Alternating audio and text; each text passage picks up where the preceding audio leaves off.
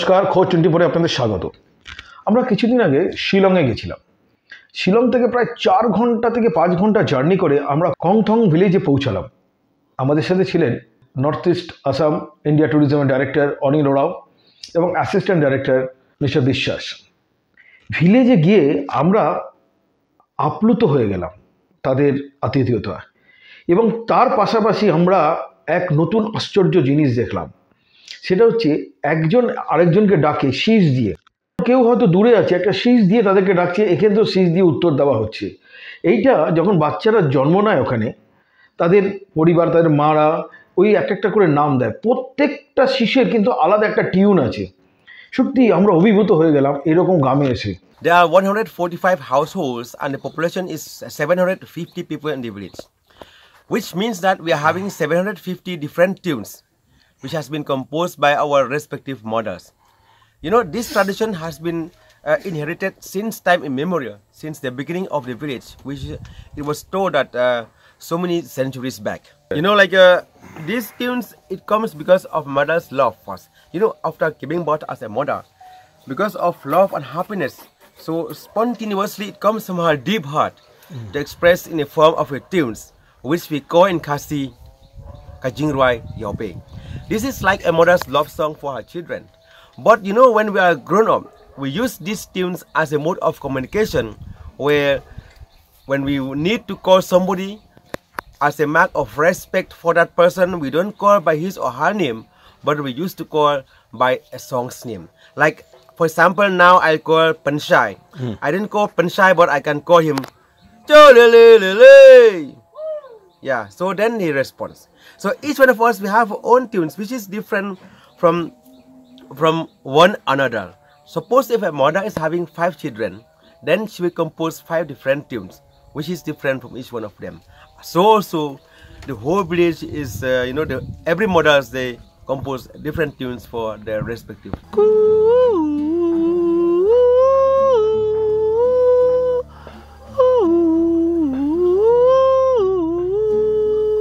This tradition has been inherited, means it's the same tradition since the beginning of the village only. And you know, these tunes, the duration of these tunes, it takes about 15 to 20 seconds, the whole tunes of it. But for the short version, it takes only 2-3 seconds.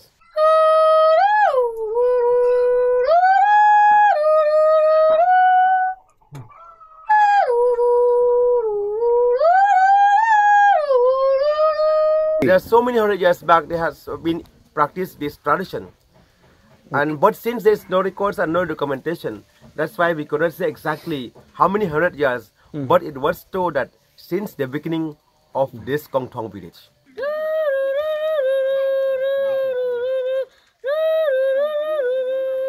"750 people in the village," which means that we are having 750 different tunes at present.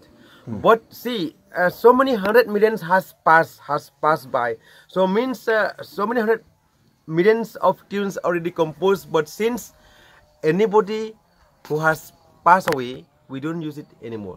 Means like any person's tunes which has passed away, then we don't practice it or we don't use it anymore. Then once a new baby comes, then new tunes will come.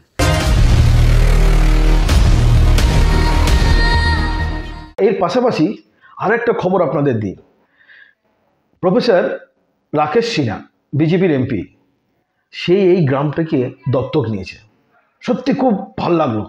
এবং শুধু দত্তক নেয়নি, প্রত্যেক উইকেন্ডে উনি আসার চেষ্টা করেন এবং কিভাবে হেল্প করা যায়, স্কুল থেকে, মেডিকেল থেকে শুরু করে, রাস্তা থেকে শুরু করে সব কিছু। সত্যি তো এরকম এক একজন এমপি যদি এরকম কাজ করে, তবে কিন্তু ভারতবর্ষ আর ডেভেলপিং কথাটা থাকবে না, ভারতবর্ষ ডেভেলপ হবে। You know, like in the beginning, since Professor Rakesh, he is the professor in Delhi University, and he was interested with the tradition and culture of the Northeast people. Okay, so that's why firstly he raised this issue in the parliament about Kongthong village, that government of India should nominate to the UNESCO for the intangible cultural heritage. So that time nobody knows from Kongthong, and even we don't have any contact with him. But you know, I got one contact from the one reporter of this magazine from Calcutta, that he asked me that, Rothell, do you know about this MP, that he already raised the issue of, including Kongthong to the UN, to the UNESCO, but I don't know about him. So later on, through my friends, I got contact number with him, so I get connected with him. And then in the year 2019, he visited this village. When he visited this village, he was in touch with our tradition and culture. And then after our request, he personally decided to adopt this village. And since that time, when Professor Rakesh Sinha, MP of Member of Parliament in Rajya Sabha, he adopted this village. We have seen a lot of participation and interest from the government of Meghalaya and also the government of India. Professor Rakesh Sinha, since that time when he visited firstly in the year 2019, he visited almost frequently. More than 10 times he has visited this village. And also he has raised so many times in Parliament about the needs to conserve and preserve and promote this tradition, this village. I'm like the representative from the village to connect with him. And also last year we have invited to take part in the Ishan Manthan program organized by the Ministry of Culture in Delhi, where he was the one who guided us, and we are showcasing our tradition, interacting with the faculties and so many scholars there, where people are get interested with this tradition. And we are very grateful to Professor Rakesh Sinha and even our Honorable Prime Minister Narendra Modi. जिन लोगों को north east की वास्तविकता नहीं पता है, वो north east पर बहुत बड़ा प्रवचन दे रहे हैं। नॉर्थ ईस्ट वास्तव में गांवों में बसता है। सिर्फ मेघालय में 6026 गांव हैं, अरुणाचल में 4065 गांव है, त्रिपुरा में 830 गांव है, मिजोरम में, नागालैंड में 1335 गांव हैं। इन गांवों में भारत की आत्मा बसती है। इन गांवों में नॉर्थ ईस्ट वास्तव में रहता है। नॉर्थ ईस्ट सिर्फ शिलोंग और गुवाहाटी में नहीं है। जो कांग्रेस और सीपीएम ने अपने सत्ता के दौरान अगरतला तक और कांग्रेस ने गुवाहाटी तक जो विकास को सीमित कर रखा था, प्रधानमंत्री नरेंद्र मोदी जी ने वाइब्रेंट विलेज का कंसेप्ट दिया। ये क्या कंसेप्ट है? ये सेल्फ हेल्प ग्रुप क्या है? आप जाकर नॉर्थ ईस्ट के गांवों को देखिए। सेल्फ हेल्प ग्रुप ने महिलाओं को 14,000 से 15,000 रुपए प्रत्येक महीने उनकी आमदनी को बढ़ाया है। एमपी राकेश सिन्हा साहब बोल रहे हैं? जी बोला सर। मैं कौशिक चटर्जी, जर्नलिस्ट, खोज 24 जी। सर, हम लोग कवरेज करने गए थे शिलोंग नोंगथोंग गांव में। वही mister Anil Oraon, RT joint director, government of India, tourism department. Sir, ये जो ग्राम सब ने बोल रहा है, जिस राकेश सिन्हा साहब हर टाइम आते हैं, सब अचानक मन में क्यों आए इस ग्राम को दत्तक लेने के लिए? देखिए, एक तो नॉर्थ ईस्ट को में मैं काम करना चाहता था। I wanted to work in north eastern states and I was doing research on the diversities of India. In that research एक गांव पता चला जिसमें व्हिस्लिंग विलेज है, जिसमें ट्यून एक माँ अपने बच्चे को ट्यून देती है। I raise this issue in the Rajya Sabha 2019 के बिगनिंग में राज्यसभा में उठाया। When I raised the issue, that has been published in various newspapers, particularly from West Bengal and northeastern papers.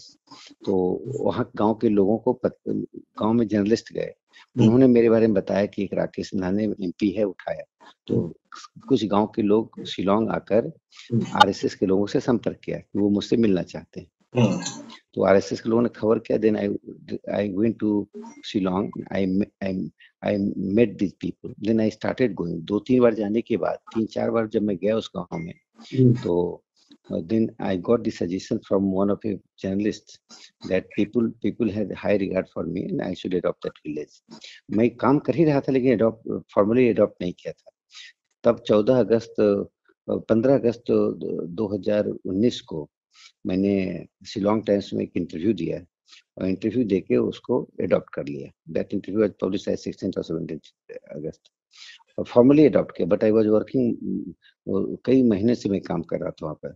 पहला जो काम किया उस गांव में कि शिलोंग से कोंगथोंग का रोड का कंस्ट्रक्शन हो गया। पहले 3.5 घंटा लगता था, वो 1.5 आवर पहुंचते हैं। दूसरा इम्पोर्टेंट काम हो कि गांव के अंदर क्लीननेस ड्राइव किया। उसमें हर जगह डस्टबिन आपको मिल जाएगा, ग्रीन डस्टबिन, डस्टबिन वहाँ मिलेगा। तो क्लीननेस ड्राइव लगातार होता है। तीसरा किया उसको टोबैको फ्री किया। एक्सेप्शनल केस में कोई एकाध कर सकता है, लेकिन टोबैको फ्री किया। चौथा इम्पोर्टेंट जो इशू है, जो विच इज वेरी इम्पोर्टेंट, कि वहां पर क्रिश्चियन और सिंखासी का झगड़ा चलता था। यस, और सिंखासी का एक जगह क्रिश्चियन ने बहुत दिनों से कब्जा कर रखा था। राइट। और गांव में जो सरदार बनता था, उसमें भी झगड़ा चलता था। वो सिंखासी कहना था converted Christian converted can not be converted खासी है, वो सरदार नहीं बन सकता था। तो गांव में दो सरदार होते थे, एक आपस का झगड़ा चलता था। राइट। मैं 2021 के बाद से वो झगड़ा समाप्त हो गया। 2022 में क्रिश्चियन लोगों ने जो जमीन पे वो बहुत लैंड था, वो लैंड हिंदुओं को सरेंडर कर दिया कि ले लो तुम। वहाँ पूजा 2022 से पूजा होना शुरू हो गया। मुझे जाना था, चीफ गेस्ट, पानी पर नहीं गया। एक दूसरा, ट्राइबल और नॉन ट्राइबल के बीच में एक रिफ्ट था। मेरे काम करने का रिफ्ट कम हो गया, बिकॉज क्योंकि उनको एक, इसलिए गांव में एक सबसे बड़ी बात है हार्मोनियस सिचुएशन बना, क्लीननेस हुआ। और लोग, चौथा चीज लोगों की जो मेरा मानना है कि physical work does not survive much more, endures does not endure, बहुत दिनों तक नहीं चलता है। लेकिन mental work is very important. लोगों में कॉन्सियसनेस पैदा किया फॉर डेमोक्रेसी, सरकार के प्रति, राज्य के प्रति। आप कोंगथोंग गांव जाएंगे तो लोगों में बहुत कॉन्सियसनेस मिलेगा। पहले बीडीओ भी नहीं जाता था उस गांव में कोई क्रम से, अब now BDO, district collector visited more than half a dozen times. तो कॉन्सियसनेस पैदा की। ये तो एक काम जो फिजिकल वर्क में काम हुआ। सस्टेनेबल डेवलपमेंट के लिए मैंने काम किया। वहाँ जैसे मधुमक्खी के पालन के लिए लोगों में डिस्ट्रीब्यूट करवाया। खादी बोर्ड है, उसके द्वारा डिस्ट्रीब्यूट करवाया। करीब काफी लोगों, लगभग 50 से अधिक लोगों को डिस्ट्रीब्यूशन हुआ। दूसरा कि वो झाड़ू उनका प्रोडक्शन होता है ब्रूम का, उसका कॉस्ट कोंगथोंग से बाहर 130 रुपीज, 90 से 130। कोंगथोंग में वो 4-5 रुपए में बेचते थे। तो जब हमने कोऑपरेटिव बनाने की बात कही, और we will form the cooperative, हम कोंगथोंग में कोऑपरेटिव सोसाइटी बनाने जा रहे हैं, तो ये बात सुनते ही उसका प्राइस जो कॉन्ट्रैक्टर है बढ़ा दिया। पहले 8 किया, 13 किया। Now villagers are contented. उनको एक झाड़ू, पहले वो तौल के लेते, अब एक झाड़ू का क्विंटल के भाव लेते थे, उसका रेट बढ़ गया। पहले 5,000 रुपये क्विंटल था, फिर 8 किया, फिर 13 किया, मुझे पता था और बढ़ाया था 23,000 रुपीज क्विंटल। फार्मर का अर्निंग ज्यादा हो गया। हाँ, सबका अर्निंग बढ़ा है। वो लवली, वेरी नाइस। दूसरा मैंने जो किया है कि वहाँ शहद का उत्पादन होता है, हनी का। उस हनी के उत्पादन को हम बढ़ाकर और उसको एक कोऑपरेटिव थ्रू बेचने का प्रयास कर रहे हैं। एक और पांचवा जो किया उसमें गांव के लिए, कि गांव में कुछ जगह प्लांटेशन नहीं था, तो जहाँ ऐसे तो वो पूरा फॉरेस्ट ही है, लेकिन प्रॉपर प्लांटेशन हो फ्लावर्स का, वो कुछ यूनिक टाइप के फ्लावर्स हैं, हम चाहते हैं उसका प्लांटेशन करके उसको हम बाहर बेचें, वो बहुत कॉस्टली बिकेगा। और 7वां चीज जो उस गांव में किया कि स्कूल में हमने कुछ सुधार करवाया है। स्कूल को जो गवर्नमेंट से बात करके परमिशन दिलवाया है, उस पर काम शुरू होगा। पहले बहुत खराब स्थिति थी, अभी स्कूल को बनना बाकी है। हम ओएनजीसी से या किसी सेक्टर से बात करें, आईसीआईसी कई फाउंडेशन से मैंने बात किया है वहाँ एक अच्छा सा स्कूल बनाने के लिए, तो वो हो जाएगा, स्कूल बन जाएगा। और वहाँ पर मैंने सैनिटरी नैपकिन जो महिलाएं मेंस्ट्रुएशन में यूज करती हैं, सैनिटरी नैपकिन का वेंडिंग मशीन 2021 में लगाया था हमने। अच्छा। और करीब नहीं 2021, हाँ, लगभग 8,000 से हमने 10,000 सैनिटरी नैपकिन बांटा लड़कियों में। उनमें कौन सा सैनिटरी नैपकिन के यूज करने के लिए कॉन्सियसनेस पैदा किया। हॉस्पिटल नहीं था वो गांव में, जो हॉस्पिटल देखा होगा आपने, हाँ, प्राइवेट, वो एक ऐसी छोटा सा बंद सा गंदा सा, उसको हमने सरकार से बात करके, जो मैं बार बार जाता था तो डॉक्टर नहीं रहता था, कोई आता नहीं था, तो मेरे बार बार जाने का असर हुआ और मैंने डिमांड किया प्रेस कॉन्फ्रेंस से। तो अब वहाँ पर एक proper well equipped primary health centre है, जहाँ एक नर्स रहती है, डॉक्टर भी आता है, प्राइमरी हेल्थ सेंटर। और 8वां चीज जो किया, नीहू से बात किया। नेहरू के स्कॉलर्स वहाँ विजिट करना शुरू कर दिए, नेहरू के जाते हैं, शुभम नाम के एनजीओ है उसके लोग जाते हैं। तो अब उसके मैंने अलग अलग एनजीओ से, इंस्टीट्यूशन से बात किया कि वो लोग वहाँ जाएं और सर्वे करें, तो दे स्टार्टेड गोइंग। यहाँ के कुछ बच्चों को नेहरू में भी ट्रेनिंग दी गई है, और सबसे अच्छी बात हुई है कि वहाँ का जो रॉथेल खोंगसित है, रॉथेल, हाँ, रॉथेल खोंगसित को Meghalaya rural tourism development cooperative society का चेयरमैन बना दिया गया है। ये पहली बार हुआ कि किसी रूरल एरिया का कोई बच्चा किसी चीज का चेयरमैन बन गया। दूसरी सबसे बड़ी बात है कि उसका परिणाम क्या हुआ कि इसका एक वाइडर इम्पैक्ट पड़ा। आप गांव से बाहर निकलिए, उसका एक इम्पैक्ट लिखिए। पहली बार सिंखासी का जो सेंटेनरी ईयर था, ऑर्गेनाइजेशन का सेंटेनरी ईयर था शिलोंग में, शताब्दी वर्ष, उसमें आज तक कोई भी नॉन ट्राइबल चीफ गेस्ट नहीं बना था। वो इवन कन्वर्टेड खासी को भी अपने यहाँ नहीं बुलाते हैं, और उसका सेंटेनरी ईयर था, उसमें उन्होंने मुझे चीफ गेस्ट बनाया था। আমি সাধুবাদ জানাই এমপিকে এবং তার এই মানে অনবদ্য কাজের জন্য খোঁজ 24 তাকে সম্মান জানায়, তাকে কুর্নিশ জানায়। আপনারা যখনই শিলং যাবেন অতি অবশ্যই পারলে এই গ্রামটাকে ভিজিট করবেন, দেখবেন এই গ্রামের আতিথেয়তা থেকে শুরু করে এই হুইসেলিং গ্রাম কত সুন্দর।